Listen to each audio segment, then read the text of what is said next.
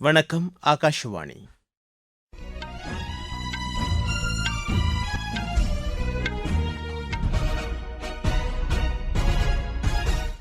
செய்திகள் வாசிப்பவர் முகமது. தலைப்புச் செய்திகள்: பிரான்சின் நீஸ் நகரில் பாரத் இன்னோவேட்ஸ் நிகழ்ச்சியை பிரதமர் திரு நரேந்திர மோடியும் பிரான்ஸ் அதிபர் திரு இமானுவேல் மேக்ரானும் இன்று தொடங்கி வைக்கின்றனர். பஞ்சாப் மாநில அரசியலில் பிஜேபி முக்கியமான பங்களிப்பை ஆற்றவுள்ளதாக அக்கட்சியின் மூத்த தலைவர் திரு ஹர்தீப் சிங் புரி தெரிவித்துள்ளார். நிலவின் கடும் குளிரிலிருந்து விண்கலத்தை பாதுகாக்கும் வகையில் புதிய தொழில்நுட்பத்தை உருவாக்க உள்ளதாக இஸ்ரோ தெரிவித்துள்ளது. ஈரானுடனான மோதலை முடிவுக்கு கொண்டு வருவதற்கான ஒப்பந்தம் இன்று கையெழுத்தாகும் என்று அமெரிக்க அதிபர் திரு டொனால்டு டிரம்ப் அறிவித்துள்ளார். உலகக்கோப்பை கால்பந்து போட்டியில் பிரேசில், மொரோக்கோ அணிகளுக்கு இடையேயான ஆட்டம் 1-1 என்ற கோல் கணக்கில் சமநிலையில் முடிவடைந்தது. இனி விரிவான செய்திகள். பிரான்சின் நீஸ் நகரில் பாரத் இன்னோவேட்ஸ் நிகழ்ச்சியை பிரதமர் திரு நரேந்திர மோடியும் பிரான்ஸ் அதிபர் திரு இமானுவேல் மேக்ரானும் இன்று தொடங்கி வைக்கின்றனர். இந்தியாவின் புத்தாக்கம் மற்றும் புத்தொழில்களுக்கான சூழலை உலக அரங்கில் முன்னிறுத்த இந்த நிகழ்ச்சிக்கு ஏற்பாடு செய்யப்பட்டுள்ளது. இதனைத் தொடர்ந்து இரு தலைவர்களும் தொழில்நுட்பம், பாதுகாப்பு, புதுமை கண்டுபிடிப்பு மற்றும் உத்திசார் விவகாரங்கள் குறித்து இருதரப்பு பேச்சுக்களை நடத்த உள்ளனர். முன்னதாக பிரான்ஸ் நாட்டின் நீஸ் நகரை சென்றடைந்த பிரதமருக்கு விமான நிலையத்தில் உற்சாக வரவேற்பு அளிக்கப்பட்டது. அங்கு திரண்டிருந்த இந்திய வம்சாவளியினர் இந்தியாவின் பாரம்பரிய கலை நிகழ்ச்சிகளுடன் சிறப்பான வரவேற்பு அளித்தனர். பிரான்ஸ் பயணத்திற்கு பிறகு பிரதமர் திரு நரேந்திர மோடி ஸ்லோவாக்கியா செல்ல உள்ளார். பஞ்சாப் மாநிலத்தில் அடுத்த ஆண்டு சட்டப்பேரவை தேர்தல் நடைபெறவுள்ள நிலையில் கூட்டணி ஏற்பட்டால் அதற்கு பிஜேபி தான் தலைமை தாங்கும் என்று அக்கட்சியின் மூத்த தலைவர் திரு ஹர்தீப் சிங் புரி தெரிவித்துள்ளார். சண்டிகரில் நேற்று செய்தியாளர்களிடம் பேசிய அவர், மாநில அரசியலில் இனியும் பிஜேபி இளைய பங்காளியாக இருக்காது என்று கூறினார். அகாலிதளம் உள்ளிட்ட மற்ற கட்சிகளுடன் கூட்டணி அமைப்பது தொடர்பாக இதுவரை எந்த பேச்சுகளும் நடைபெறவில்லை என்றும் அவர் தெரிவித்தார்.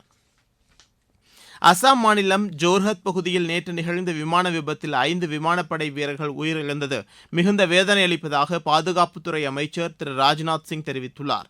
சமூக வலைதளத்தில் அவர் வெளியிட்டுள்ள பதிவில், இந்த விபத்தில் உயிரிழந்த 5 வீரர்களும் நாட்டுக்காக தங்கள் இன்னுயிரை தியாகம் செய்துள்ளதாக கூறியுள்ளார்.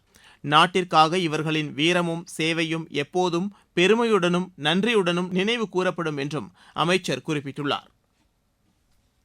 நிலவின் கடும் குளிரிலிருந்து விண்கலத்தை பாதுகாக்கும் வகையில் அணுசக்தி துறையுடன் இணைந்து புதிய வெப்பமூட்டும் தொழில்நுட்பத்தை உருவாக்க உள்ளதாக இஸ்ரோ தலைவர் திரு வி நாராயணன் தெரிவித்துள்ளார். பெங்களூருவில் நடைபெற்ற மாநாடு ஒன்றில் நேற்று பேசிய அவர், சந்திராயன் 3 திட்டத்தின் விக்ரம் லேண்டர் சூரிய ஆற்றலை கொண்டு நிலவில் 14 நாட்கள் மட்டுமே இயங்கியதை சுட்டிக்காட்டினார். தற்போது அணுசக்தி துறையுடன் இணைந்து உருவாக்கப்பட உள்ள இந்த புதிய லேண்டர் செயற்கை வெப்பமூட்டும் கருவிகளை கொண்டிருக்கும் என்றார். இதன் மூலம் நிலவின் கடும் தட்பவெப்ப நிலையையும் தாங்கி சுமார் 200 நாட்கள் வரை நிலவில் இயங்க முடியும் என்று அவர் தெரிவித்தார். மத்திய பிரதேச மாநிலம் இந்தோரில் நடைபெற்ற பிரிக்ஸ் நாடுகளின் வேளாண் அமைச்சர்கள் மாநாடு இந்தோர் பிரகடனத்துடன் நேற்று நிறைவடைந்தது. நிறைவு நிகழ்ச்சியில் மத்திய வேளாண் அமைச்சர் திரு சிவராஜ் சிங் சௌஹான், உலகளாவிய வேளாண் துறை ஒத்துழைப்பில் இது முக்கிய நடவடிக்கையாக கருதப்படும் என்று கூறினார். சர்வதேச அளவில் நிலவும் நெருக்கடி மற்றும் நிச்சயமற்ற சூழலில் இந்த மாநாடு உலகிற்கு நம்பிக்கை அளித்துள்ளது என்றும் கூட்டாக செயல்பட வேண்டியதன் அவசியத்தை வலியுறுத்தியுள்ளது என்றும் அவர் தெரிவித்தார். உணவு பாதுகாப்பு, விவசாயிகள் நலன், காலநிலை மாற்றத்தை தாங்கும் வேளாண் நடைமுறைகள், விவசாயத்தில் டிஜிட்டல் தொழில்நுட்பத்தை பயன்படுத்துவது ஆகியவற்றை இந்தோர் பிரகடனம் வலியுறுத்தியுள்ளது என்றும் திரு சிவராஜ் சிங் சௌஹான் கூறினார். நீங்கள் கேட்டுக்கொண்டிருப்பது ஆகாஷ்வாணியின் செய்தி அறிக்கை.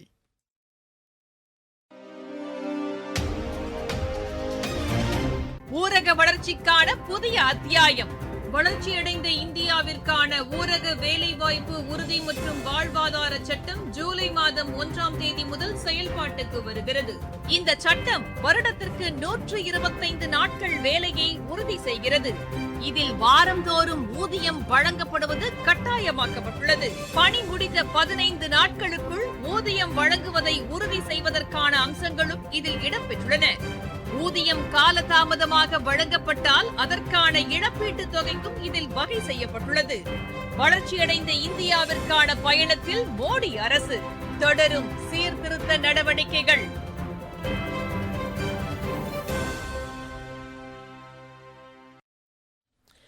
ஈரானுடனான மோதலை முடிவுக்கு கொண்டு வருவதற்கான ஒப்பந்தம் இன்று கையெழுத்தாகும் என்று அமெரிக்க அதிபர் திரு டொனால்டு டிரம்ப் அறிவித்துள்ளார். அவர் வெளியிட்டுள்ள சமூக வலைதள பதிவில், இந்த ஒப்பந்தம் கையெழுத்தானதும் கப்பல் போக்குவரத்திற்கு முக்கியத்துவம் வாய்ந்த ஹார்மூஸ் நீரிணை உடனடியாக திறந்துவிடப்படும் என்று தெரிவித்துள்ளார். ஒருவேளை ஒப்பந்தம் தோல்வியடைந்தால் அடுத்த கட்ட கடுமையான நடவடிக்கைகளை எடுக்க அமெரிக்கா தயங்காது என்றும் அவர் எச்சரித்துள்ளார். ஆனால் ஒப்பந்தம் கையெழுத்தாவது குறித்து அதிகாரப்பூர்வமான இறுதி முடிவு இன்னும் எடுக்கப்படவில்லை என்றும் தொடர்ந்து ஆலோசனைகள் நடைபெற்று வருவதாகவும் ஈரான் தெரிவித்துள்ளது. தெஹ்ரானில் நேற்று செய்தியாளர்களிடம் பேசிய அந்நாட்டின் வெளியுறவு அமைச்சக செய்தித் தொடர்பாளர் திரு இஸ்மாயில் பாக்காயி, இன்று ஒப்பந்தம் கையெழுத்தாக வாய்ப்பில்லை என்றும் இதுகுறித்து முடிவெடுக்க இன்னும் சில நாட்கள் ஆகும் என்றும் தெரிவித்துள்ளார். பிரதமரின் மலிவு விலை மக்கள் மருந்தகத்தால் ஏழை மற்றும் நடுத்தர மக்கள் பயனடைந்து வருகின்றனர். தமிழகத்தின் காஞ்சிபுரம் மாவட்டத்தில் இந்த மருந்தகத்தை சேவை மனப்பான்மையுடன் நடத்தி வருவதாக மருந்து கடை உரிமையாளர் ஒருவர் தெரிவித்தார். என் பேர் உமா மகேஸ்வரி. நாங்க மக்கள் மருந்தகம் வச்சு நடத்திட்டு இருக்கோம். பிரதமரை ஏழைகள் பயன்பெறதுக்காக வேண்டி இந்த ஜெனரிக் மெடிசனை இன்ட்ரோடக்ஷன் பண்ணியிருக்காரு. இங்க பிரஷர், சுகர், ஹார்ட் சம்பந்தமான மெடிசன்ஸ், அப்புறம் கிட்னி சம்பந்தமா அந்த மாதிரி மெடிசன்ஸ்லாம் நல்ல விலை கம்மியா கிடைக்குது. ஏழைங்க என்ன பண்றாங்கன்னா, மருந்து வாங்க முடியாம கஷ்டப்படுறவங்களுக்கு இது ஒரு வரப்பிரசாதமா இருக்கு. எல்லாருமே இந்த மருந்தை வாங்கி பயன்பெறணும்னு கேட்டிருக்கோம். மற்ற மருந்து கடைகளை விட இங்கு விலை குறைவாக உள்ளதாக பயனாளிகள் தெரிவித்தனர். என் பேர் மகேஸ்வரி. நான் காஞ்சிபுரம் ஏனாத்தூர் பகுதியில இருந்து மருந்து வாங்குறதுக்காக இங்க வந்திருக்கிறேன். பிரைம் மினிஸ்டர் கடையில தான் நாங்க மாதந்தோறும் மருந்து வாங்குறோம். இங்க ரேட் எங்களுக்கு ரொம்ப அஃபோர்டபுள் ரேட்ல கிடைக்குது. அதனால ரெகுலராகவே நாங்க இதை பயன்படுத்துறோம். இந்த மருந்தை பயன்படுத்துறதுனால எந்த ஒரு பக்க விளைவும் எங்களுக்கு வர்றதில்லை. இந்த ஸ்கீமை கொண்டு வந்ததுக்காக எங்களுடைய மனமார்ந்த நன்றிகள் நம்முடைய பாரத பிரதமர் நரேந்திர மோடிஜி அவர்களுக்கு. என் பேர் விக்னேஷ். நான் காஞ்சிபுரத்துல இருந்து வருகிறேன். மக்கள் மருந்தகத்தில் நான் மருந்து வாங்கியிருக்கிறேன். தொடர்ந்து நான் இங்கே வாங்கி கொண்டிருக்கிறேன். அம்மாவுக்கு பிபி, சுகர் இருக்க மருத்துவரைகளை இங்கே மிக குறைவாக கிடைக்கிறது. இது கொண்டு வந்த மத்திய அரசுக்கும் நன்றி நான் தெரிவித்துக் கொள்கிறேன். திரிபுரா மாநில தலைநகர் அகர்தலா விமான நிலையம் தொடர்ந்து வளர்ச்சியடைந்து வருவதாக விமான நிலைய இயக்குநர் திரு கிஷன் மோகன் நெஹ்ரா தெரிவித்துள்ளார். நேற்று நடைபெற்ற விமான பயணிகள் நல தின கொண்டாட்டத்தில் பேசிய அவர், 2014ஆம் ஆண்டு 8,90,000 இருந்த பயணிகளின் எண்ணிக்கை தற்போது 15 லட்சமாக உயர்ந்துள்ளது என்று கூறினார். விமான நிலைய உட்கட்டமைப்பில் ஏற்பட்டுள்ள முன்னேற்றமே இதற்கு காரணம் என்றும் அவர் தெரிவித்தார். சண்டிகரில் நேற்று மாலை மருந்து கடை ஒன்றில் நடைபெற்ற துப்பாக்கிச் சூட்டில் அக்கடையின் ஊழியர் ஒருவர் உயிரிழந்தார்.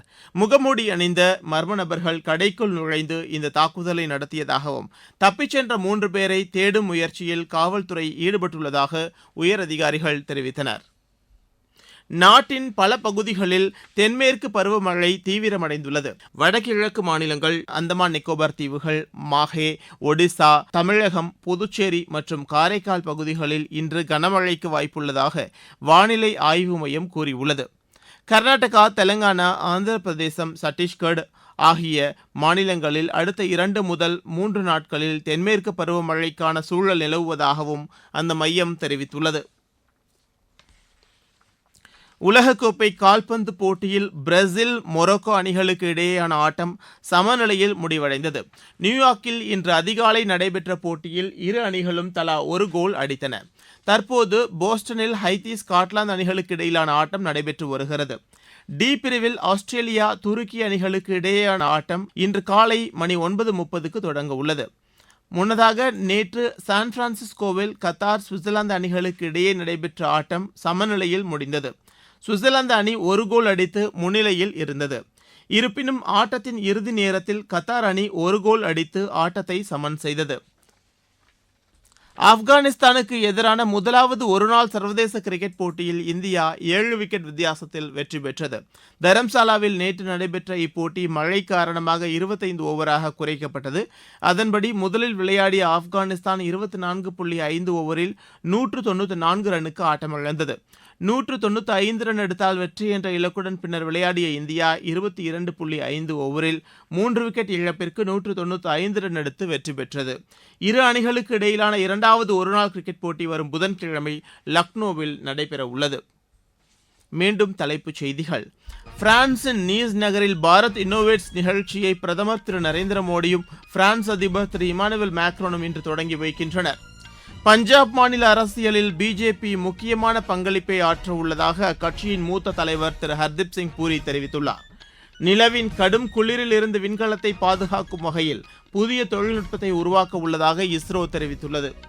ஈரானுடனான மோதலை முடிவுக்கு கொண்டு வருவதற்கான ஒப்பந்தம் இன்று கையெழுத்தாகும் என்று அமெரிக்க அதிபர் திரு டொனால்டு ட்ரம்ப் அறிவித்துள்ளார்.